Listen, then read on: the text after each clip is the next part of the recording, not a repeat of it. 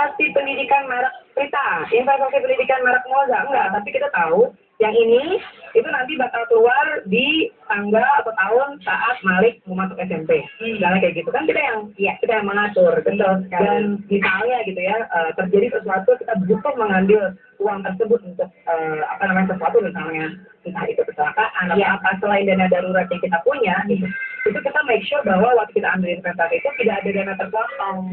Itu yang kadang-kadang membuat saya sebagai pelanggan, sebagai ibu rumah tangga, kita harus benar-benar milih karena sering banget kita sebagai ibu rumah tangga pengetahuannya kan bukan pengetahuan seorang financial planner. Begitu masuk ke sini pasti untung ya ngomongnya biasanya ibu gini nih ya ke suaminya minta izin. Tapi waktu diambil kena potong 15%. Jadi yang 5% nggak dapat, 10% nggak dapat malah dipotong. Jadi kita harus hati-hati banget. Makanya aku lebih memilih investasi untuk nanti menjadi dana pendidikan anak. Ya, oke. Nah, kalau misalnya investasi tadi kita sudah bicara soal tabungan pendidikan ya. Ada investasi lain yang mungkin bisa membantu tabungan pendidikan hanya sesuai untuk jangka waktu maksimal 3 tahun. Kalau di atas 3 tahun itu kita bisa menggunakan logam mulia dan juga kita bisa menggunakan reksadana. Reksadana secara nature itu adalah jenisnya ada 4. Karena jenisnya ada 4, kita bisa gunakan berbagai jenjang. Reksadana pasar uang untuk 1 tahun sampai 3 tahun, reksadana pendapatan tetap 3 tahun sampai 5 tahun, reksadana campuran 5 sampai 8 tahun, dan di atas 8 tahun bisa menggunakan reksadana saham. Ini menjadi alternatif investasi para orang tua untuk mempersiapkan biaya sekolah anak. Oke, kalau Mbak Moza, cara membagi-bagi investasi itu seperti apa? Kurang lebih sama. Jadi misalnya gini, dari sekarang saya udah browsing, ini kan kelas 4 SD, tapi browsing mengenai SMP. Ya, cek harganya, sekolahnya di mana, sampai jarak ke sekolah tersebut.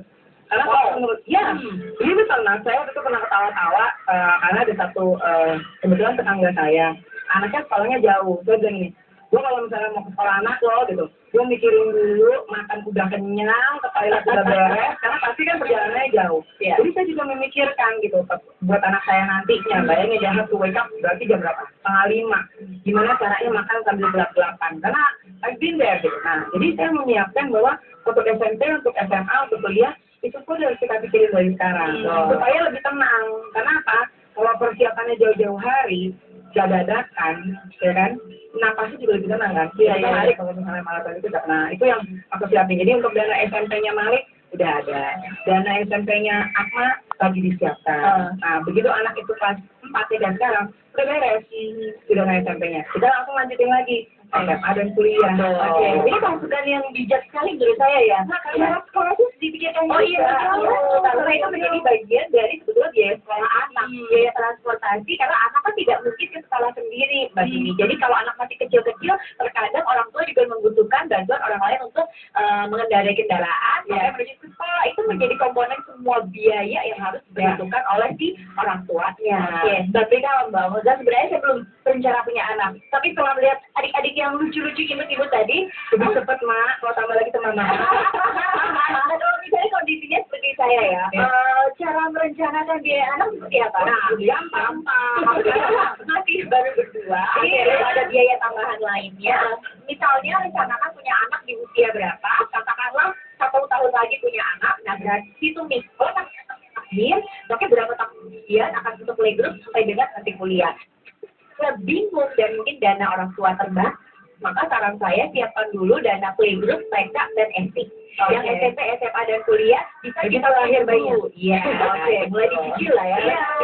Supaya orang tua itu juga tidak panik gitu kan, tiba-tiba belum kok banyak sekali harus disiapkan, jadi pelan-pelan dimulai dengan yang paling dekat dulu jaraknya. Mbak Moza ada tips-tips atau saran-saran mungkin banyak yang orang cari dengan pasangan karena masalah keuangan ini adalah topik sensitif, percaya atau enggak.